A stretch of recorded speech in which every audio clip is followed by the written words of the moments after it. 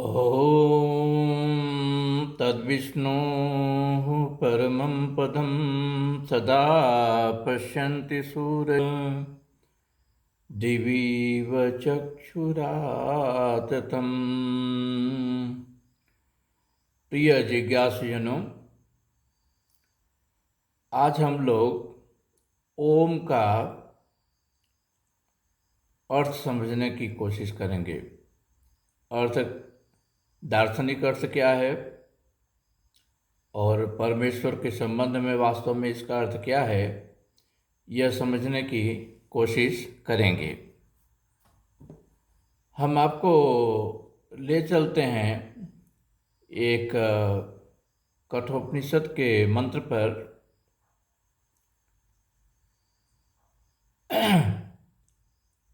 आप लोगों ने कठोपनिषद में यम और नचिकेता संवाद के बारे में बहुत कुछ सुना होगा पहले। उसी से रिलेटेड एक मंत्र मैं यहाँ ले रहा हूँ। प्रथम अध्याय के दूसरी वल्ली का ये 15वां मंत्र है। ओम सर्वे वेदा यत पद्मा मनन्ति तपांसि सर्वाणि च यत वदन्ति यदिच्छन्तो ब्रह्मचर्यं चरन्ति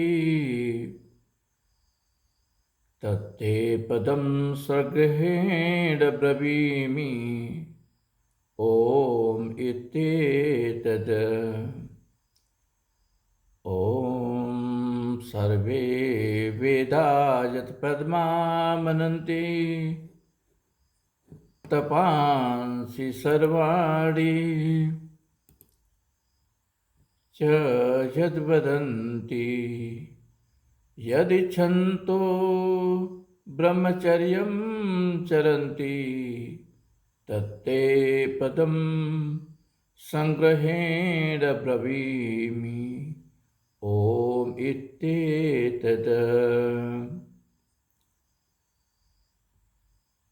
यम नचिकेता संवाद में जब नचिकेता ने प्रश्न किया यम आचार्य से कि इस संसार से परे वो कौन सा तत्व है जिसके बारे में सभी को जानना चाहिए, तो यम जो आचार्य के रूप में उसे नचिकेता को संदेश दे रहे हैं, वह ओम का अर्थ बताते हैं।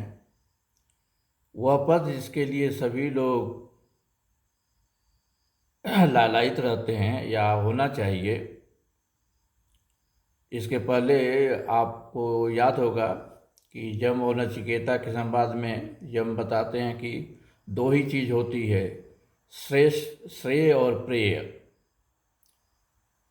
प्रेय वह है जो संसार की चीज़ों में आपको डुबा देती है, और श्रेय वह है जो परमात्मा की ओर ले जाती है। आपने वो श्लोक बार बार सुना होगा, द्वा सुपर्णा सव्या सहखाया समानम वृक्षम परिखस्वजाते तयोरन्यः पिपलम स्वादुगति अनस्नन्त्वन्यः अभिचाकशीति। एक वृक्ष की डाल पर दो पक्षी बैठे हैं, आत्मा और परमात्मा। उसमें से आत्मा जब संसार के फल को खाता रहता है, परमात्मा उसकी गति को केवल देखता रहता है। तो जो संसार के फल को खाता है वो प्रिय है, और जो परमात्मा की ओर देखने, परमात्मा की ओर उन्मुख हो जाता है, वो श्रेय है। तो यह बता रहे हैं कि सर्वे वेदा यत् पद्म आमनन्ति, सभी वेद जिस पद को प्राप्त करने के लिए बार बार उपदेश करते हैं, बार बार कहते हैं। आमनंत मीन्स बार बार उसको राइट उसके बारे में बोलते हैं, कहते हैं, उसके बारे में प्रकाशित करते हैं। तपांसि सर्वाणि च यद वदन्ति, और तप करने के बारे में, जिसके बारे में सभी तप करते हैं और उसके बारे में बोलते हैं। यद इच्छन्तो ब्रह्मचर्य चरण, जिसकी इच्छा के लिए, जिसको पाने के लिए सभी आश्रम में ब्रह्मचर्य आचरण करते हैं, जिस पद के बारे में वेद बार बार कहते हैं, सारे तप जिसके बारे में बोलते हैं, कहते हैं, जिसको प्राप्त करने की प्रेरणा देते हैं, और जिस पद को प्राप्त करने के लिए ब्रह्मचर्य आचरण करते हैं, तत्ते पदम, उस पद को संग्रहेण, संग्रहेण मतलब संक्षेप में ब्रह्मी में बोलता हूँ। यम कह रहे हैं नचिकेता से कि उस पद को मैं संक्षेप में कहता हूँ, वो ओम इत एतत्, ओम इत एतत्, वह पद ओम है। यहाँ पर श्रेय और प्रेय की बात कर रहे थे, तो श्रेय है वो ओम का पद, और संसार का जो प्राप्ति कराते हैं, पुत्रेषणा, वित्तेषणा, लोकेषणा, पुत्र संतान की चाहत, लोकेषणा संसार की चाहत, वित्तेषणा धन की चाहत, जो उसमें लगे रहते हैं, तो वो प्रेय है। और जब उस डाल पर बैठे हुए परमात्मा की ओर जब आत्मा देखने लगता है, जिसके बारे में वह सारे आचरण करता है, जिसके बारे में सारे वेद बोलते हैं, जिसको प्राप्त करने के लिए सभी तरह के तप किए जाते हैं, उस पद को मैं संक्षेप में कहता हूँ, हे नचिकेता, वो पद ओम है। तो इससे यह साबित हो जाता है कि श्रेय का पद ओम का पद है। सारे वेद उसी के लिए बताते हैं, सारे तप उसी को प्राप्त करने के लिए किए जाते हैं, और सारे ब्रह्मचर्य आश्रम में जो भी उद्योग किए जाते हैं, वह भी उसी पद को प्राप्त करने के लिए किए जाते हैं। तो यह ओम वास्तव में है क्या? कहते हैं कि एक बार एक व्यक्ति अपने आचार्य से पूछा कि हे आचार्य, हमें कोई ऐसा मंत्र बताइए जिसको जान जाने से जो कुछ भी हम प्राप्त करना चाहें उसका राइट एक तरह से वो चाबी हो, वो खजाना जिसको हम प्राप्त करना चाहें, जो परम पद का खजाना है, उसके लिए वो चाबी हो। वो सबसे बड़ा खजाना क्या है और वो चाबी क्या है? तो गुरु जी ने कहा कि बहुत छोटा सा प्रश्न है, लेकिन बहुत बड़ी बात पूछ रहे हो, और बड़ी चीज़ों को प्राप्त करने के लिए बड़ी साधनाएं करनी पड़ती है। शिष्य ने कहा ठीक है, हम तैयार हैं। तो गुरु जी ने कहा कुछ वर्षों तक तुम आश्रम में रहकर अग्नि की सेवा करो, और जब तुम इसके लायक हो जाओगे कि तुम इस पद को समझ सको, इस खजाने की चीज़ को समझ सको सही सही, तो मैं तुम्हें वो पद बता दूंगा, वो मंत्र बता दूंगा। कई साल तक ब्रह्मचारी आश्रम में अग्नि की सेवा करता रहा, लेकिन गुरु जी ने वो मंत्र नहीं बताया। थक हार करके एक दिन गुरु जी के पास गया और कहा कि गुरु जी, आपके अंडर रह करके मैंने इतने वर्षों से तपस्या किया है, आचरण किया है, जो भी आपने कहा किया है, लेकिन आपने उस मंत्र को नहीं बताया जिससे सारे खजाने खुल जाते हैं। तो उन्होंने कहा कि तुम इतना ही अधीर हो रहे तो आज मैं तुम्हें वो मंत्र बता देता हूँ। और उन्होंने उस मंत्र को बताया। वो मंत्र कोई और नहीं बल्कि ओम है। कहा कि इसका तुम नित्य जाप करना और इसी से सारे खजाने, यही सारे खजाने की चाबी है, सारे खजाने मिल जाएंगे। शिष्य गया, ओम नम का जप करने लगा, लेकिन देखता क्या है कि कोई भिक्षा मांगने गया है तो वो भी बोल रहा है कि ओम भिक्षाम देहि। कोई किसी को प्रणाम कर रहा है, उसमें भी ओम हरि ओम बोल रहा है। कहीं देखा कोई कथा वार्ता हो रही थी, कथा वार्ता के शुरू में भी ओम का के उच्चारण से शुरुआत करते हैं और अंत भी ओम शांति से करते हैं। तो उसको लगा कि आचार्य ने उसके साथ जो है छल किया है, क्योंकि उन्होंने तो कहा था कि वो एक बहुत बड़ा गुप्त मंत्र है और जिस खजाने की वो चाबी है वो शायद किसी और के पास नहीं होगी। ये कौन सा चाबी है, ये तो सभी लोग जानते हैं। वो काफ़ी क्रोध में आया और सोचा कि हमारे गुरुजी ने हमारे साथ छल किया है।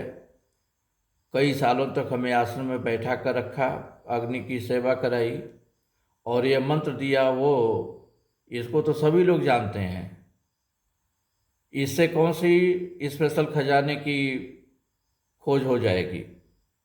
और वो गया और अपने मन की बात गुरुजी से आवेश में आकर के बोल दिया।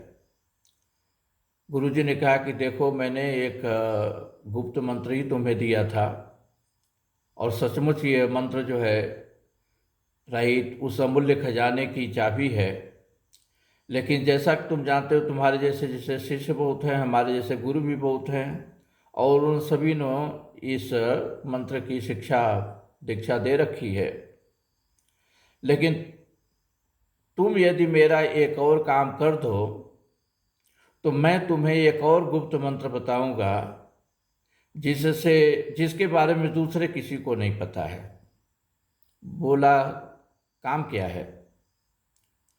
उन्होंने एक छोटा पत्थर का टुकड़ा आश्रम में से ले आया और उसको हाथ में दिया, कहा कि तुम बाजार में जाओ, इस पत्थर के टुकड़े को बेचने की कोशिश करो, लेकिन बेचना नहीं, तुम बेचने की कोशिश करो और जब तुम इसका उचित दाम, उचित मूल्य समझ करके आ जाओगे तो मैं वह मंत्र तुम्हें बता दूंगा।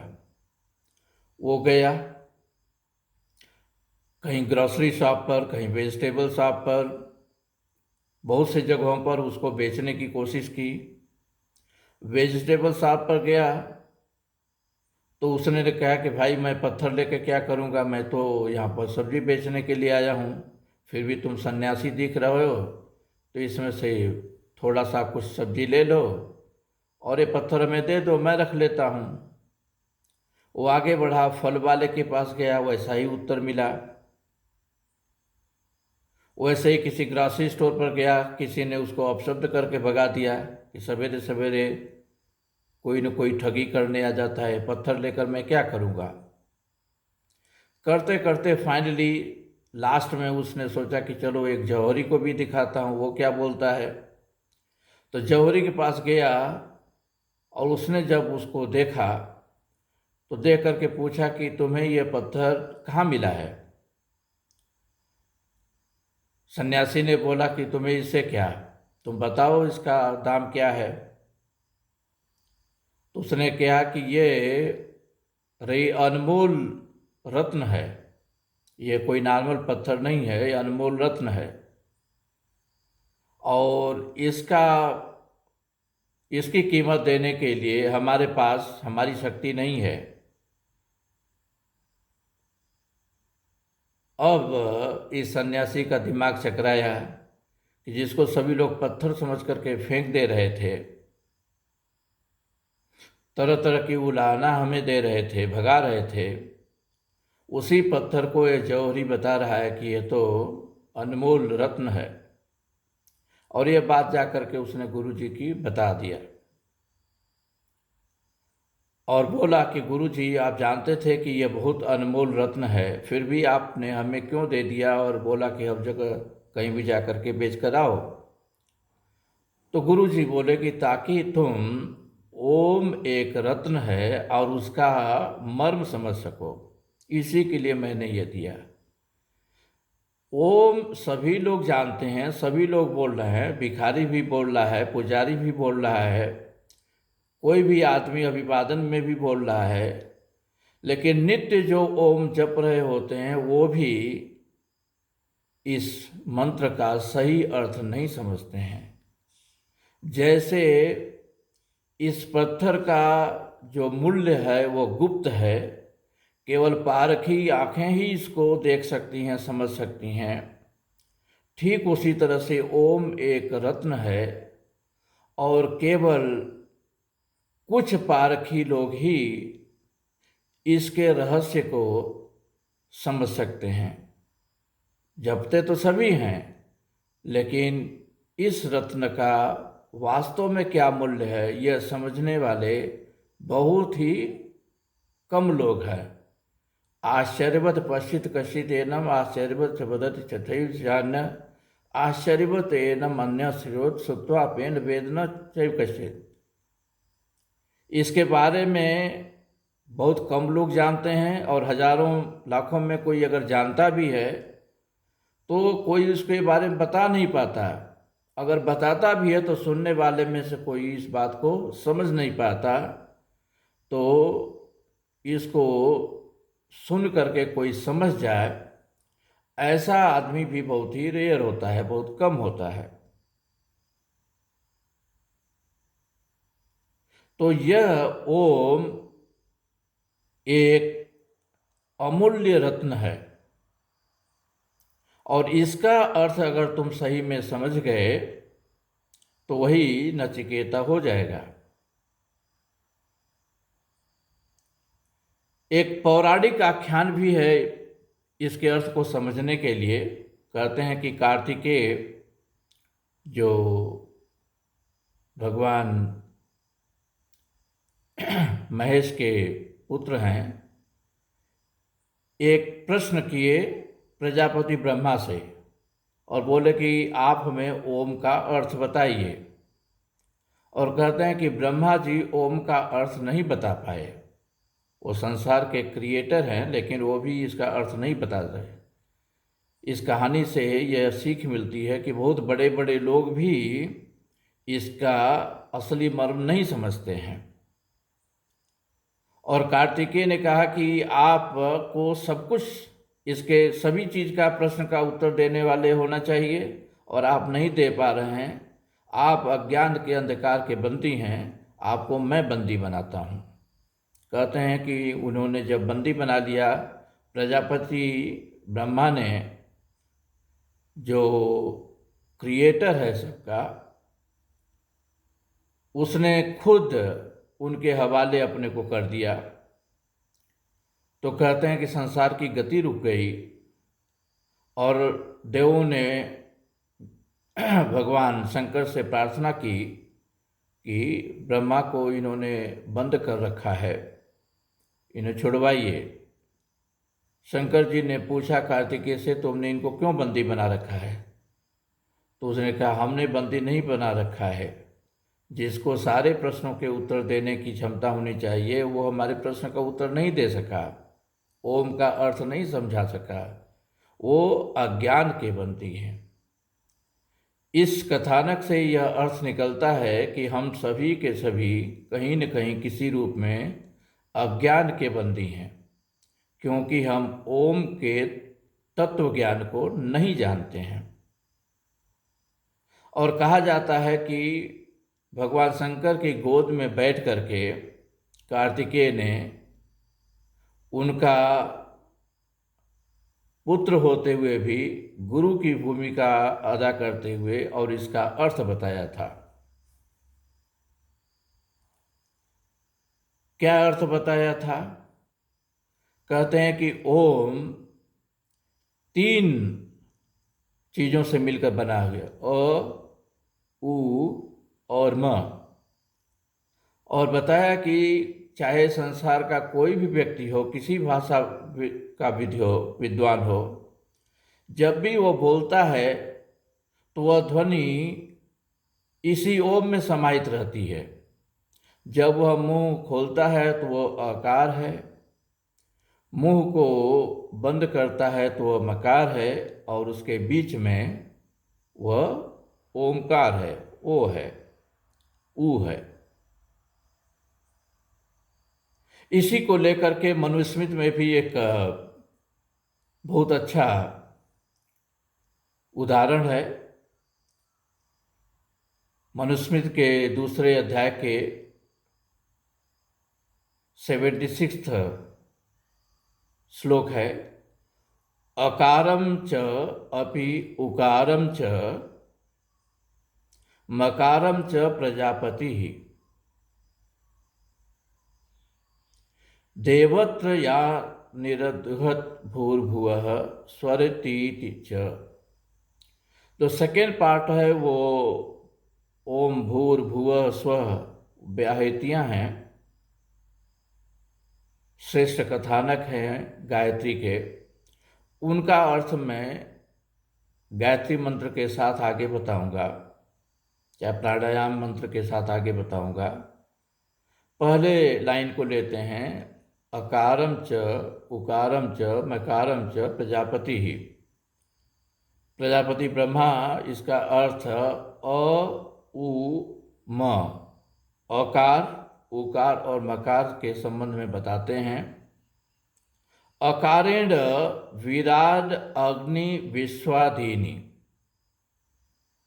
उकारेण हिरण्यगर्भ वायु तेजसा दीनी, और मकारेण ईश्वर आदित्य प्राज्ञ दीनी। मतलब अकार से विराट, अग्नि और विश्व आदि की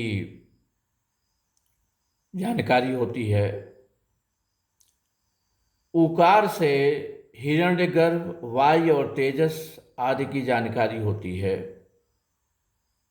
और वैसे ही मकारेण, म से ईश्वर आदित्य प्राज्ञा आदि की प्रेरणा मिलती है। तो अकारेण विराट अग्नि विश्व इत्यादि। विराट का मतलब है राइट, वह ओम सारे चराचर जगत में व्याप्त है। उसकी विराटता, राइट, व्यापकता को प्रदर्शित करता है। अग्नि, अग्नि प्रकट करता है उस ज्ञानमय तत्व को, उस प्रकाशमय तत्व को, जिससे हमारे अंदर वास्तविक ज्ञान होता है परमात्मा के बारे में। और विश्व का मतलब होता है उसी से सारे संसार का भी उद्बोधन होता है। उसी तरह से उकारेण, ऊ से, ऊ अक्षर से हिरण्यगर्भ, वायु और तेजस। हिरण्यगर्भ मतलब वह मूल तत्व जिससे सारा ब्रह्मांड रचा हुआ है, जिससे बना हुआ है, वह गर्भ तत्व जिससे सारे ब्रह्मांड की रचना हुई है। वायु मीन्स वह अत्यंत बलशाली है, वायु की तरह से बलशाली है, और उसके अंदर तेज है। मकारेण ईश्वर आदित्य प्राज्ञा। ईश्वर वही म, जब हम मुंह को बंद करते समय म की आवृत्ति होती है तो सारे संसार का उद्बोधन करता है। आदित्य आदि लोक उसी में समाये हुए हैं। और प्राज्ञा, हमारी जो प्राज्ञा बुद्धि है, वो बुद्धि जिसके नाते हम उस परमात्मा को समझ पाएं, वो भी उसी से उद्बोधित होता है। इस तरह से ओम, अकार, उकार और मकार, अ, उ और म के कॉम्बिनेशन से सारे विश्व को, सारे ब्रह्मांड को, सारे तेज को, रही सारे बल को उद्बोधित करता है। इसीलिए हम जब भी कोई मंत्र बोलते हैं तो सबसे पहले हम ओम से शुरू करते हैं। ओम, अगर हम वेदों का पाठ करते हैं तो देखा होगा कि सभी मंत्र के पीछे पहले हम लगाते हैं ओम। जैसे हम नित्य शुरू करते हैं, ओम तद्विष्णु परमं पदम सदा पश्यन्ति सूरयः। ओम जैसे हम कहते हैं वैसे ही हमारे अंदर यह भावना जागृत होती है कि हम उस परमात्मा की बात करते हैं जो सर्वशक्तिमान है, सर्वरक्षक है। वही एक नाम है जिसमें सब कुछ समाहित है। और बाकी मंत्र तो हम बोलते ही रहते हैं। उसी ओम की आराधना करना, उसी का रिपीटेशन करना, उसी पर निधिध्यासन करना, यही हमारे जीवन का लक्ष्य होना चाहिए। अगर हम ओम पर निधिध्यासन करते हैं तो हम श्रेय को प्राप्त करेंगे। उस ओम का निधिध्यासन नहीं करते हैं तो हम प्रेय को प्राप्त करेंगे। तो प्रेय का मतलब वही जो कल मैंने बताया था, पैसा, पावर, पोजीशन एंड पोजेशन, पैसा, पद और प्रतिष्ठा। वो तो संसार का मिलेगा, लेकिन वो मिल करके भी पता चलेगा कि हमें कुछ नहीं मिला, केवल संसार का की अनित्यता ही उससे हमें मिली। तो हम पावर, पोजीशन, पोजीशन के बारे में उद्योग करते रहते हैं, करें, लेकिन अगर हम ओम से विमुख होकर के करेंगे तो जीवन में कभी शांति नहीं आएगी। क्योंकि पावर, पोजीशन और पोजीशन वो पॉइंटर है, वो माध्यम है जीवन का, वो पॉइंटेड नहीं है। पॉइंटेड जो है वह है ओम। ओम से रिलेटेड बहुत महान व्याहृतियाँ हैं, भूर्भुवः स्वः, और भी हैं जिसको हम प्राणायाम मंत्र में और गायत्री मंत्र के साथ बोलते हैं। ओम भू, ओम भुवः, ओम स्वः, ओम म, ओम जनः, ओम सत्यम। सो ये सब हम बोलते हैं। तो इन व्याहृतियों का क्या अर्थ है, यह मैं अगले क्लास में बताऊंगा। इस क्लास में बस इतना ही। ओम तत्सत। ओम शांति ही शांति ही शांति ही।